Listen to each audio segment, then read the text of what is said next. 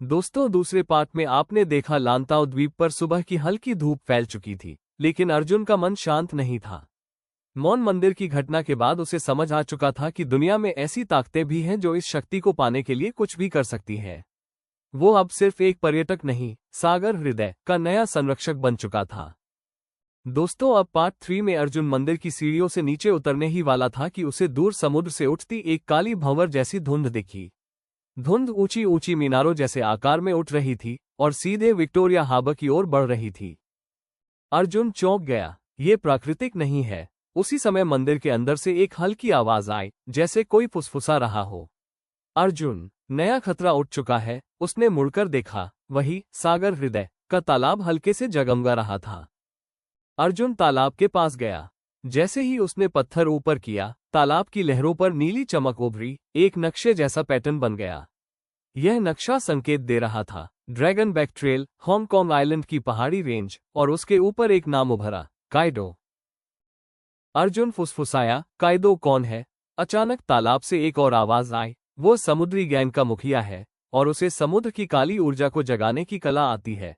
अर्जुन समझ गया, Victoria harbour की ओर बढ़ती काली धुंध उसी की करतूत है। अर्जुन तेजी से पहाड़ी रास्ते से नीचे उतरा और फेरी पकड़कर हांगकांग आइलैंड की ओर निकल पड़ा। आसमान में धुंध अभी भी फैल रही थी। लोग घबराकर वीडियो बना रहे थे, लेकिन किसी को असली खतरे का पता नहीं था। ड्रैगन बैक ट्रेल पहुंचकर अर्जुन ने देखा, ऊपर चट्टानों पर एक लंबा, काला वस्त्र पहने आदमी खड़ा था। उसके हाथ में एक काला गोला था जो समुद्र की ऊर्जा को खींच रहा था।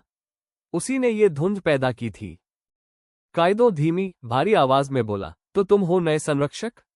तुम्हें क्या लगता है, एक छोटा सा पत्थर पूरे समुद्र की शक्ति को रोक सकता है? उसने हाथ उठाया, काले गोले से बिजली जैसी काली लपटें निकली और आसमान और भी अंधेरा हो गया। अर्जुन बोला, जो शक्ति रक्षा के लिए है, वो विनाश के लिए इस्तेमाल नहीं होगी। काइदो हंस पड़ा, शक्ति का मालिक वही है जो उसे नियंत्रित कर सके। अर्जुन ने सागर हृदय पत्थर को उठा लिया।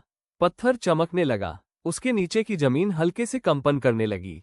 काइदो के काले गोले से निकलती ऊर्जा और अर्जुन के पत्थर से निकलती नीली ऊर्जा आमने सामने टकराई।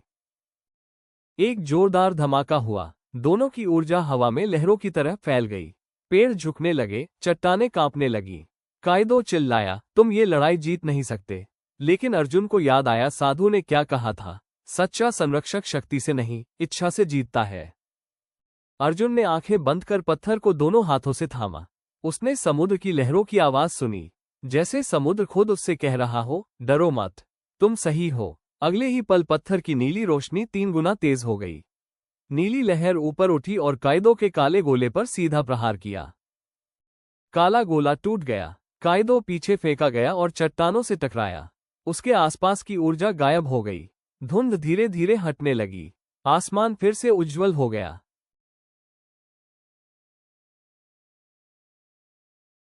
काइदो जमीन पर गिरा था, लेकिन उसकी आंखें अब भी क्रोध से भरी थीं।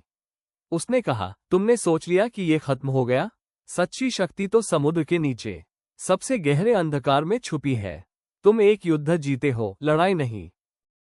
फिर वह काली धुंध में गायब हो गया। अर्जुन चौंक गया, अगर ये छोटा खतरा था, तो असली खतरा क्या है? ड्रैगन बैक की चोटी पर खड़े होकर अर्जुन ने समुद्र की ओर देखा।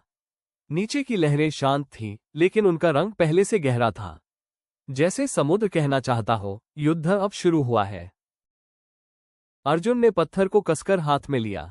अब वो जान चुका था, ये सिर्फ हांगकांग का नहीं, पूरा समुद्र का मामला है।